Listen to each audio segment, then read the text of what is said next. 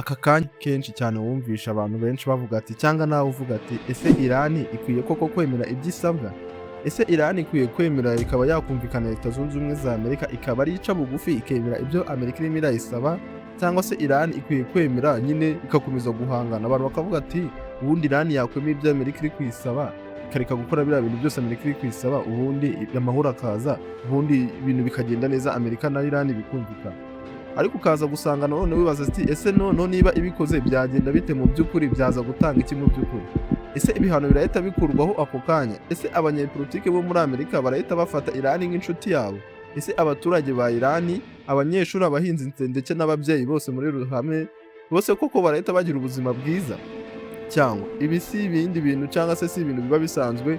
Akenshi na kenshi iyo ibihugu biri guhangana, abantu benshi batavuga ngo ikiriya gihugu ubundi cyaciye bugufi kikumvira biriya bintu. Ese koko Irani iciye bugufi nyine ikavuga ngo igiye kumva ibyo Amerika iri kuyisaba ikabikurikiza neza, byagenda gute? Ese ibi si bya bindi byo guha umuntu ikintu kimwe agusabye hanyuma mu kanya akaza kuba yagusaba ikindi? Kuko niba warigeze kuba mu mubano, waba umubano w'urukundo, umubano w'akazi se cyangwa umubano w'ubuyobozi, akenshi na kenshi utanze ikintu ukagihereza umuntu wenda ugira ngo haze ubwumvikane, gusa gusanga aje gukoresha uwo mutima wawe wo guca bugufi cyangwa umutima wawe wagaragaje wo guca bugufi, noneho akaba yakomeza kukwaka ibindi bintu. Niba nawe uhora wibaza ese Irani ibaye yemeye kuba yakora ibyo Amerika iri kuyisaba byagenda gute? Iki kiganiro ni icyawe, ndagira ngo cyose ucyumve kugeza kirangiye, se turebe koko Amerika ikeneye amahoro bijyanye byo nk'uko uri kubisaba.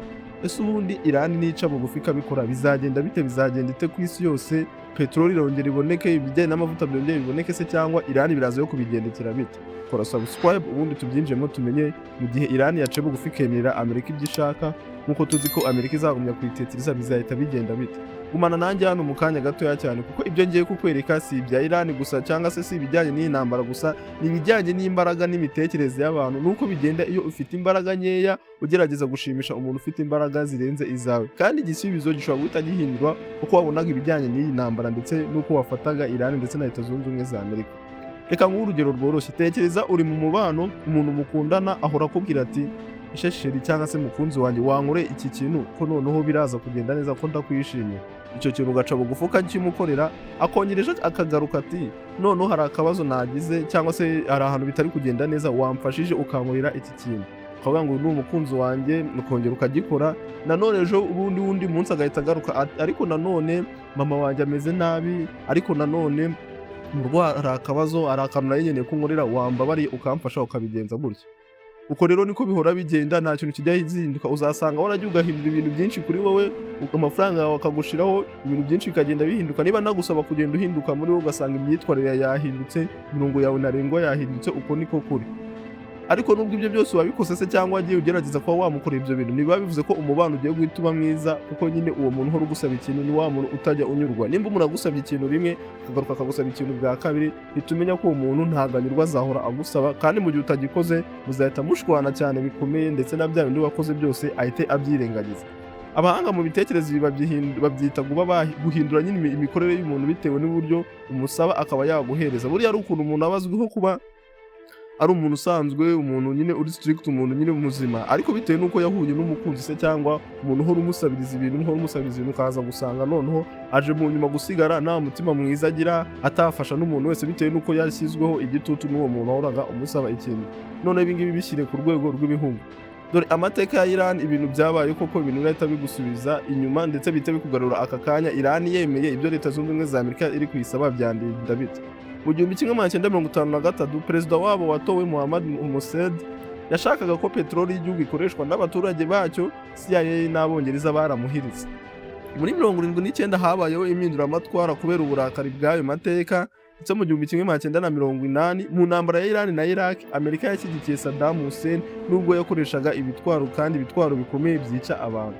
Muri 2015 Iran yemeye amasezerano ku bijyanye na nuclear GSO power, ariko yarayubahirije ndetse ikora byose yasabwaga muri ako kanya cyangwa se muri icyo gihe. Ariko muri 2018 Amerika yahise iva muri ayo masezerano, nubwo Iran yari yarabikurikije neza, nta kintu na kimwe yahinyuje cyangwa se nta kintu yakoze nabi mu byabaye muri ayo masezerano. None rero reka twumve ibi bintu, cyangwa se reka twite ibi bintu. Iran buriya se ikwiye kubahiriza ibyo Amerika iri kuyisaba? Umuntu wese utekereza neza ibi bintu arabyibaza. Ni byose koko Iran ikoze ibi bintu ikabyubahiriza, nose nyuma haza gukurikiraho iki ukurikije nk'ubu bintu byagiye biba kuri Iran. Ubundi akenshi na kenshi ndashaka ko wumva ibi bintu neza cyangwa se usobanukirwa ibi bintu neza. Hari abantu bavuga ati Iran buriya igiye igaca bugufi cyangwa wenda ikaba yakora ibintu nyine Amerika iri kuyisaba, bishobora no kuba byagenda neza, nabyo birashoboka ntitubizi neza.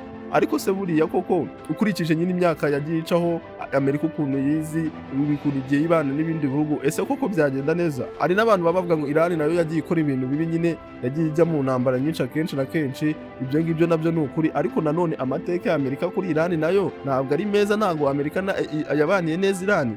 Byombi ibi byose ni ukuri. Niba ushobora kubifata byombi ukamenya ko nubwo Iran nayo ari aho yagenze nabi, uba ugomba no gutekereza n'ukuntu Amerika nayo itari umwizerwa se cyangwa itari igihugu cyiza ku bindi bihugu. Aka kanya rero ibyo byose uri kubasha kubifatanya, ubu ngubu uri gutekereza neza. Reka dusigaye twese twibaza ati ese Amerika ishaka iki kuri Iran muri aka kanya? Ibyo ivuga ati reka gukoresha uranium, siba ibikorwa byawe bya nucleaire, reka gushyigikira imitwe y'iterabwoba nka za Hezbollah, reka gukora misile kandi ba igihugu gisanzwe, igihugu nyine gisanzwe giciye bugufi. Birasa nk'ahantu hari ibintu byumvikana se cyangwa ibintu byoroshye kuba Iran yakora, ariko reba abandi. Saudi Arabia nta bihano ihabwa nubwo yakoze intambara ikomeye cyane muri Yemen. Israel ifite ibitwaro bikomeye bya nucleaire, ariko nabwo ntabwo ihabwa igitutu nk'ikiri kuri Iran. Pakistan ifite nucleaire ikomeye cyane, ariko nayo ntabwo ihabwa igitutu, ndetse yo ni n'igihugu gihabwa inkunga ikomeye ibindi bihugu bisanzwe harimo na za Amerika. Ibi byose se biterwa n'iki? Amategeko si amwe kuri bose, cyangwa se amategeko ntabwo akurikizwa kuri bose. Iyo amateka cyangwa se ibintu nyine amateka y'ibihugu yagiye ahura neza, ugasanga igihugu kimwe ntabwo cyagiriye neza ikindi, ugasanga hari ikindi gihugu cyungukiye muri ibyo bintu, ndetse ugasanga hari igihugu kitafatiwe ibihano kandi nacyo cyarakoze iby'icyo gihugu cyahawe ibihano cyakoze. Ubu usanga noneho ibintu bijemo amategeko atari gukora ahantu hose, ndetse iyo amategeko adahwanye ku mpande zose cyangwa ibihano bitari kujya ku mpande zombi kandi zose zarakoze ibintu bimwe, aya ntabwo akiri amategeko, aba ari igitutu ku ruhande rumwe. Rero iyo umuntu yumva ari we wenyine uri guhanwa cyangwa se uri kunyura mu bihano, ntabwo aba agishaka kubahiriza ayo mategeko, ahubwo ahita avuga ngo nanjye ubu ngubu ngize mu kanya ko kwirwanaho. Rero Iran ikomeza ireba urugero kuri Libya.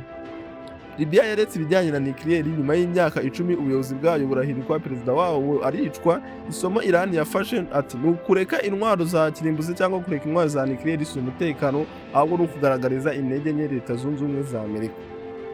Ese Iran niba yemeye byose, reka tubitekerezo uko byagenda. Iran ivuze ati turabyemeye byose, aka kanya ibyo Amerika iri kudusaba turabyemeye. Mu ntangiriro isi ishobora kubyishimira, petroli yabonetse, biva ku mavuta byose biri kuboneka, ariko amateka atwereka ko Iraq yaretse ibitwaro bya kirimbuzi cyangwa yaretse gukora intwaro nibwo yasi iterwa cyane. Iran yubahirije amasezerano, nyuma iraza irahanwa bitewe n'uko twabonye ukuntu bivuze, ndetse twaranayibonye Iran yagerageje kubahiriza amasezerano muri no ntambara iri kuba hagati ya Leta Zunze Ubumwe za Amerika, ariko n'ubundi Iran na n'ubu iracyari guhanwa. Leta Zunze Ubumwe za Amerika ziracyayishyize mu kato k'ibindi bihugu byose. Ikindi kintu ugomba kumenya, iyo igihugu cyemeye byose, abaturage basanzwe nibo babihomberamo. Reba nka Iraq, Libya, Afghanistan. Ikindi kintu gikomeye kugira ngo wizerane na Leta Zunze Ubumwe za Amerika, biba bisaba kumenya amateka yayo. Buriya Leta Zunze Ubumwe za Amerika zigiye zifite amateka akomeye cyane, ariko buriya amateka ya Amerika kuri Iran, reba nka kudeta yabaye muri 1953 ukigira Saddam Hussein, kuva mu masezerano bitunguranye, kwica Suleiman, ibintu byose biba bishyize hasi icyizere Iran yakagiriye Leta Zunze Ubumwe za Amerika. Ubundi mu buzima busanzwe iyo umuntu abeshywa akenshi, umuntu cyangwa se asa nkaho kubeshya kenshi akongera akakubwira ngo ngere bizere, aho ngaho n'umuntu udakwiye noneho kwizera, noneho ugiye guhita ukura mu cyizere cyawe. Buri icyizere cyubakwa buhoro buhoro, kandi icyizere cyubakirwa mu bikorwa ukorera umuntu, ntabwo ari ukuvuga ngo nubwo ibintu byagenze gutya nk'uko Leta Zunze Ubumwe za Amerika ziba ziri kubigenza, nubwo ibintu byagenze gutya gerageza wongere unyizere.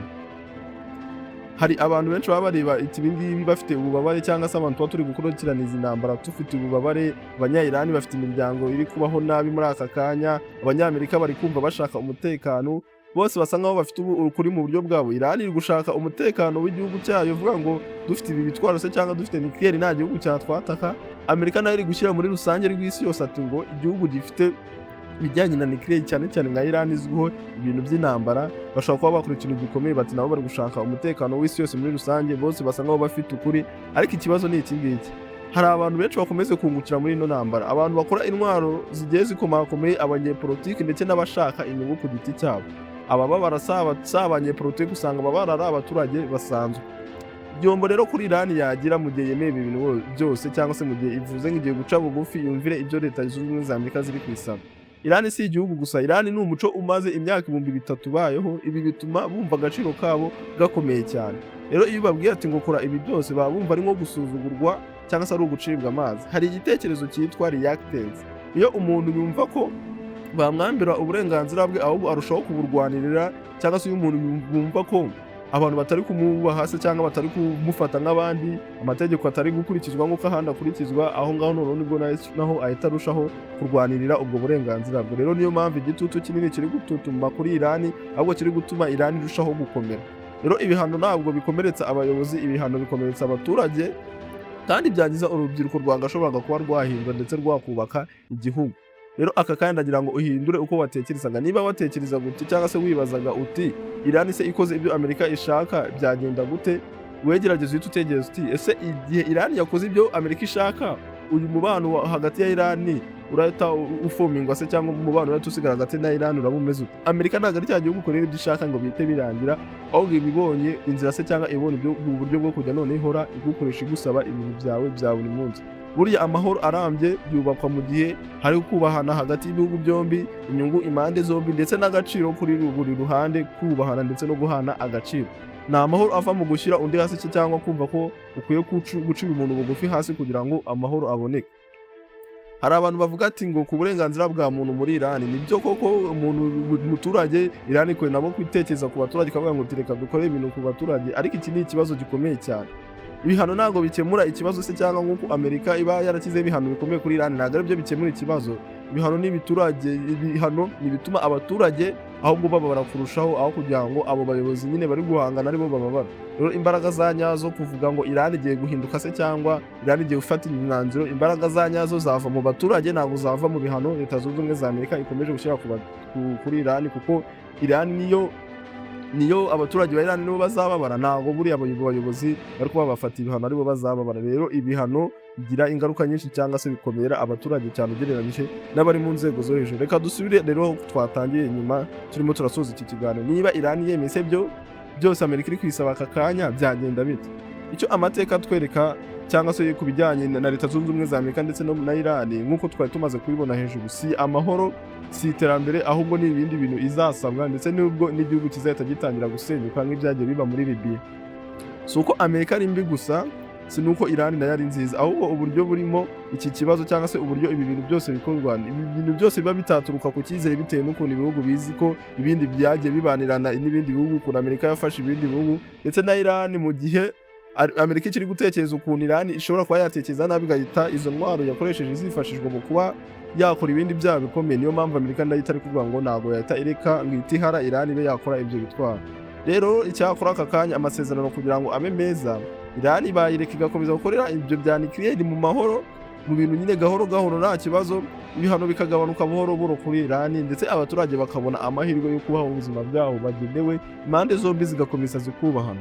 Wowe icyo ngusabye aka kanya, ubutaha ntuzajya wumva umuntu ari kuvuga ati Irani ikwiye kwemera ibyo isabwa kugira ngo wenda amahoro aboneke, ujye uhita umubaza ati yemera iki? Ese mu gihe yemeye ibyo bintu ni iki izasubizwa mu nyuma? Ese koko mu gihe yemeye ibyo bintu amasezerano azaba abaye aho ngaho azagenda neza, bizaba birangiye cyangwa? Kuko buriya isezerano ridafite icyizere si isezerano, ahubwo ni umutego uba ugushyizweho, cyangwa se ni nk'umutego Amerika yaba ishyize kuri Irani. Abababara cyane si abanyepolitiki, ni abaturage basanzwe miliyoni 90 z'abanye-Irani bashaka kubaho neza kandi ubuzima bwabo bagenewe, kandi ibyo byose bikwiye kutubabaza twese muri rusange. Kugira wowe kuri kubibona, ese Irani ikwiye kwemera ibyo Amerika iri kwisaba, cyangwa mu gihe yabyemeye Amerika izaba yabasaba ibindi? Andika igitekerezo cyawe hasi muri comment niba nawe utabyemera, cyangwa se niba uri kuvuga ngo Irani nikwiye kwemera ibyo Amerika iri kwisaba, mbwira impamvu. Isi ikeneye abantu batekereza, atari abantu bakurikirana ibiganiro gusa nta gutekereza. Niba byagukoze ku mutima se cyangwa iki kiganiro kigufashije, nyuma ko wakoze subscribe kandi like kuri iyi video, ndetse ugisangize n'abantu, atari ugutongana se cyangwa kwizera yuko ibintu ari byo gutongana, no kugerageza gutekereza uvuge ngo Irani ikoze ibi bintu byagenda gutya, Irani itabikoze byagenda gutya. Twongeye no kubana mu kindi kiganiro cya mukanya gato. Ciao ciao.